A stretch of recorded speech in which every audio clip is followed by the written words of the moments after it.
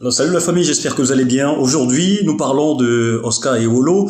Oscar Ewolo, pour ceux qui ne le connaissent pas, il faut savoir que c'est un ex-footballeur congolais, Congo-Brazzaville plus précisément.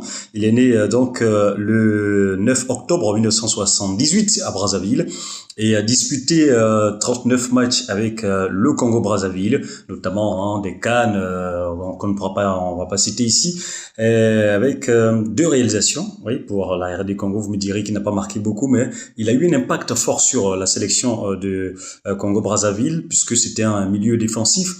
Il a joué également au haut niveau en France avec bien sûr le club de Amiens. Il est passé également par Lorient, sans oublier le stade brestois, et il a fini sa carrière entre 2012 et 2013 avec le stade Lavallois.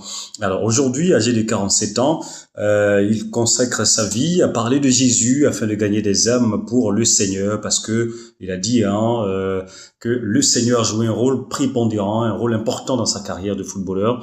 On va écouter un bout de son témoignage aujourd'hui, et n'oubliez pas de vous abonner à la fin et d'activer la cloche de notification afin de ne rien rater de nos prochaines vidéos. Que le Seigneur vous bénisse abondamment et faisons ensemble l'œuvre de celui qui nous a envoyés. Bonjour, je m'appelle Oscar Ewolo. J'ai joué pendant 17 ans au haut niveau en tant que professionnel de football. J'aimerais vous raconter mon histoire. J'ai grandi dans une famille de 7 enfants, une bonne famille, je n'ai manqué de rien, jusqu'à un jour où j'ai perdu mon père à l'âge de 14 ans. La perte de mon père a conduit vraiment ma famille dans le chaos. Ma mère était devenue vraiment alcoolique pour oublier vraiment cette douleur. Et pendant longtemps, j'ai vu une femme qui détruisait réellement sa vie. Jusqu'un jour, on lui a présenté Jésus. On lui a dit que Jésus pouvait lui changer sa vie. Et elle a ouvert son cœur, elle a décidé de croire. Et Jésus l'a vraiment changé. Et j'ai vu une femme totalement transformée. Et moi aussi, à un moment donné, on m'a présenté la Bible. On m'a dit, tu sais, Jésus peut faire quelque chose pour toi. Et j'ai commencé à lire la Bible. Et plus je lisais la Bible, plus il y avait des choses qui me touchaient.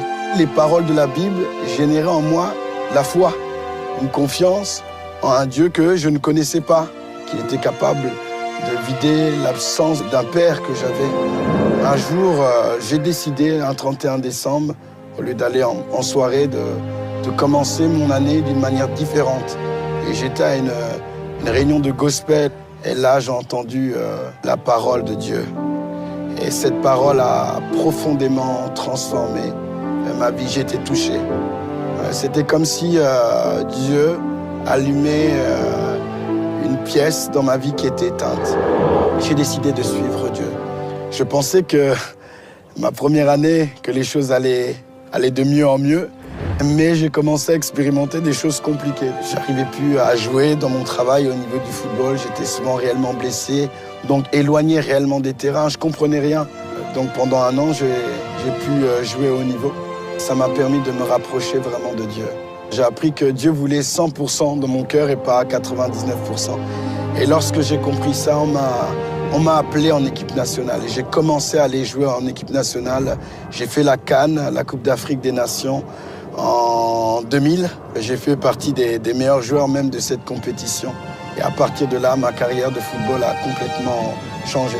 J'ai fait des montées en Ligue 1 avec Lorient, une finale avec Amiens et une montée aussi avec Brest.